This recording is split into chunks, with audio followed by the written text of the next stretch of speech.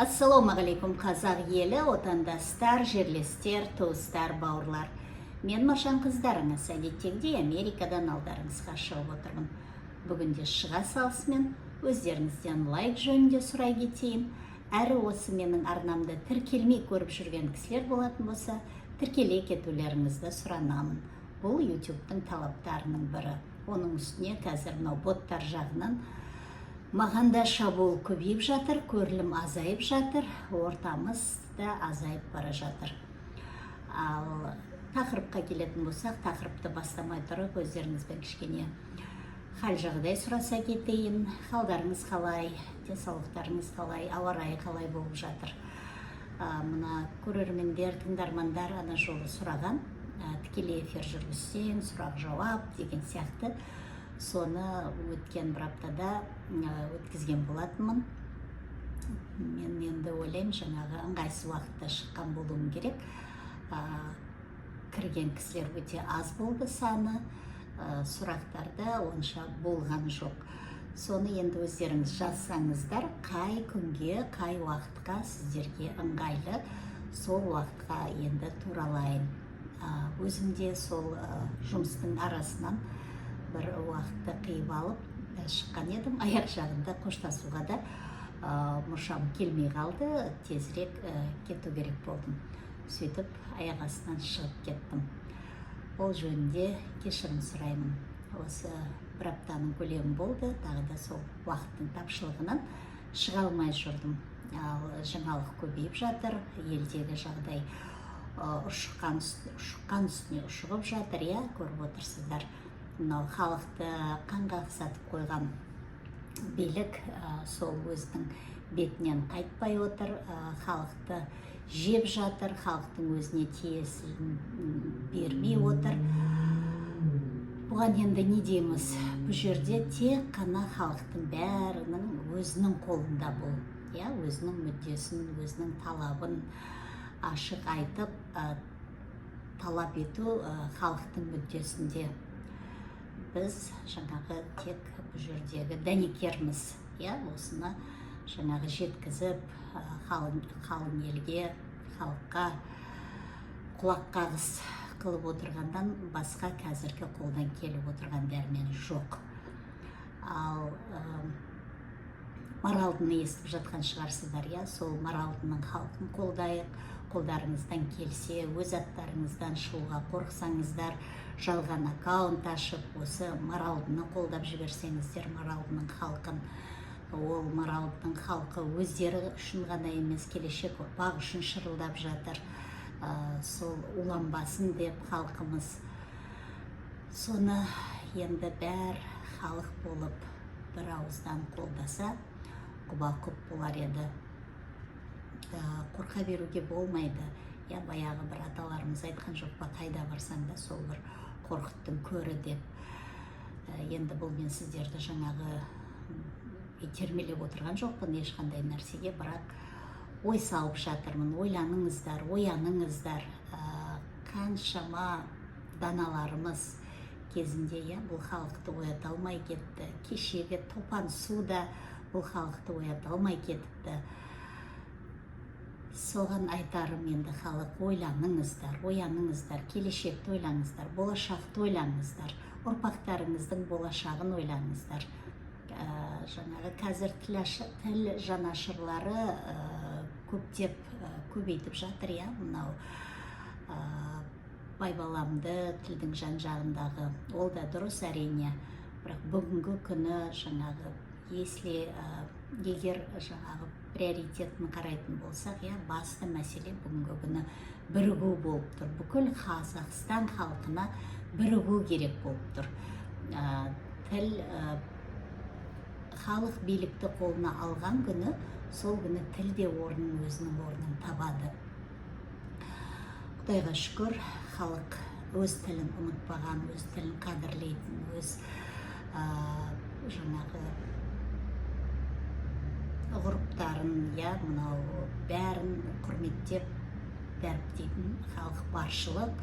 Оған қуантарлық жағдай тағы да мынау жастар да қазір ат салысып жатыр. жастар енді ата-анасына қарайды, иә, ата-анасын да аяйды, халықтың мүддесін көтеріп шыққылары да келеді, бірақ жаңағыдай ата-анасы рұқсат бермейтін де жастар көпшілік екен. Оның бәрін түсінемін ана ретінде. Ал кезінде бізде жас болдық. Жас болған кезде бізде жаңағы бұншалықты жаңағы саясат, мынау қоғамдағы жағдай мұншалықты қиын емес еді. Біз кішкене болса да әйтеуір өмірді көріппіз. Жастық шағымыз жастар ретінде өтіпті. Қазіргі жастардың тағдыры бәрі қыл үстінде тұр. Бұның бәріне жаңағы кешегі тамырларына балта шаппаңдар деп отырған Тоқаевтың өзі бүгінгі күні сол, кешіріңіздер, осы Нью-Йоркта осындай шулар кішкене көбірек болып тұрады. Мына сол Тоқаевтың өзі бүгінгі күні балта шауып отырған. Депутаттар кешегі күні халықтың атынан сайланып алып, барып алып сол жерге іштен күресеміз дегендер оппозицияның иісі де қалмай қалды ол жерде, иә, мынау жаңағы сол билікке, сол жаңағы креслоға жеткенше халықтың сөзін сөйлеген болып, халық үшін күресіп жүрген болып, Тоқаевты қолдамайтынын, Тоқаевқа қарсы шығатындай болып, сөйтіп көрсетіп біз іштен барып күресеміз деді да, ішіне барды да не істеді, соларға тастай батып, судай сіңіп кетті. Кім жөнінде айтып отқанымды өздеріңіз де білерсіздер. Сол депутаттардың ішінде жаңағы көп аты шыққан Ринат балдарыңыз бар, иә. Ол жігітте жаңағы әйтеуір Қосановқа алдандым деді, өзім партия ашам деді, сөйтіп жүріп, мына депутаттық креслодан топ етіп бірақ көрінді. Бірақ соны айтады ғой, жаңағы су жұқпас, андай, мұндай деп жамандаса да, не қылса да әйтеуір басқаның айтпағанын айтып кетті. Әлі де айтып жүр. 200-ділік болсын, оныкі 300-ділік болсын, әйтеуір шамасы келгенше айтып жүр. Енді ол сіздердің құзырыңызда, оны жаңағы даттасаңыз да, қараласаңыз да, ақтасаңыз да, бәрібір халықтың құзырында ол. Ал жаңағы кейдегі бір жағы айтқан сөздері, халықтың шын мұңын, мұқтажын айтқан кезде, жаңағы лап етіп не қыла қаламыз, сол балаға көңілім ояна қалады менің. Ал жаңағыда енді кешегі істегендерін көрсең, қаның қараяды демекші. Бірақ кім жаңағы шатаспайды, сүрінбейтін тұяқ жоқ демекші. Мына осындай қазіргі болып тұрған мына жағдайда, Қазақстанымыздағы болып жатқан осындай дүрбелең заманда тек қана қазаққа керектігі бірлігі, бір-біріне деген сенімділігі. Сол бір-біріміздің жаңағы сенімімізді ақтай білейік. Мынау Әблязовтың айтқан ұяшықтарын құра берейік. Кеңейте берейік ортамызды. Сол ортаға қосылам деп жатқан басқа ұлт өкілдері болса, түріне, дініне қарамай ортамызға тарта білейік. Сөйтіп біздің ортамыз толады. Сөйтіп алға қойған мақсатымызға бәріміз бірге жетеміз. Ол күн алыс емес. Ол күн келеді, бірақ оған жеткізетін сол халықтың бірлігі, халықтың ауызбіршілігі. Сол үшін ауызбіршіліктеріңізді арттырыңыздар, бірігіңіздер, ояныңыздар. Тек қана сол кезде, міне сол күн жақындайды. Грузияны естіп отырған шығарсыздар, не болып жатқан, сол Грузияның жаңағы Грузия арманы деген партиясын басқарып отырған алаяқ кезінде грузиндерді кәдімгідей халықты қолдаған болып, халықтың сөзін сөйлеген болып, сендерге Евросоюзға кірем деп отқандарың ес па, сояққа кіресіңдер деп жаңағы ұсынысты беріп, халықтың атынан олар жаңағы қабылданатын болып, сөйтіп халқы жайбарақат жүрген кезде бұл жаңағы өзінің бетпердесін өзі ашты. енді жаңағы мынау Ресейдің инагенты деген, жаңағы шетелдік шпиондар деген заңын қабылдап, міне күні кеше қол қойды. Бұл деген сөз жаңағы бұл Путиннің астынан шықпаған, осы күнге дейін жаңағы халықты өзіне қарату үшін осылай жағымды сөйлеп жүріп, бүгінгі күні осындай қылып жаңағы халықты дүбәра қылып қойды. Қазір халық қырылып жатыр, көріп отырсыздар, неде интернетте жайлап жүр видеосының бәрі. Оны көрсеңіздер болады. Мұны енді қалай айтсам екен, қанша жерден жаңағы бұлар қулығын асырам дегенімен, халық көнбейді оған. Көздері ашық, көкіректері ояу халық оған енді көнбейді. Ал мына батыс не деп отыр бұған? Енді мынау егер кеше қабылданды ғой Ресейдің инагенті деген заң. Сол қабылданса, онда бұларды жаңағы неден жаңағы шеттетеді, жақындатпайды бұларды. Соны білген халық көтеріліп жатыр. Олар Ресейді өздерінің маңайына да жолатқысы жоқ, өздерінің алған бетінен қайтқылары жоқ, сол үшін. Ал осы жағдайдың ізімен осындағы жаңағы Блинкеннің секретарының орынбасары, хатшының орынбасары Грузияға барған.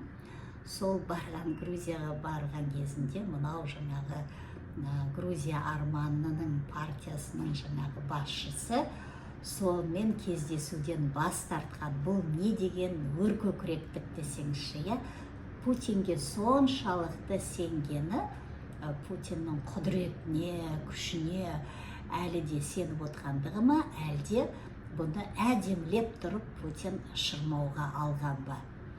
Міне, дұрыс айтасын Персик, Ал бұны неге айтып отырсын десеңіз, міне бұл Тоқаевқа әлде де жаңағы шанс берейік, Путинмен бір күнде ажырасып кету оңай емес, бұл қазір жаңағы Путинді алдап сулап жүр, әйтеуір халқымыз тыныш болсын деп жүр деген айтушылар көп қой осындай, Тоқаевтың сөзін сөйлеп жүргендер.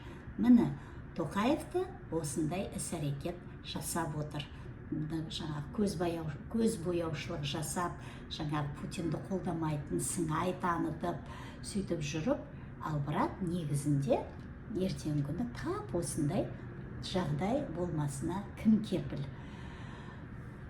Тоқаев жаңағы өздеріңіз білесіздер, кеше күні жаңағы гер тиіп отырып, Путинге жаңағы нені мойындамайтынын айтты, бүйтті, сүйтті, қасқайып отырды деген әңгімелердің бәрі, оның бәрі пшик, былай алғанда.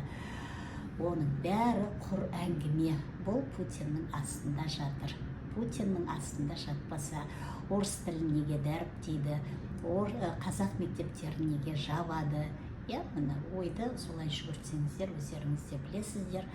Құдай сақтасын, мынау әйтеуір соғыс жоқ қой, мәйлі тыныш отыра берейік, мынау жаңағы осы болып жатқан соғыстың ақырын күтейік деген кісілерге айтарым сол.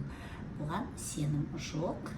Мына Грузияны көріп отырсыздар, тым-тырыс, кәдімгідей отырған, мына Евросоюзға кетіп бара жатырған, сондай сенімді, сондай жаңағы беріп қойды. Міне бара жатырмыз деп алды да, міне тап жарш ортаға келген кезде Путинді қолдап, Путиннің жаңағы заңын өзінің еліне де енгізіп жіберді.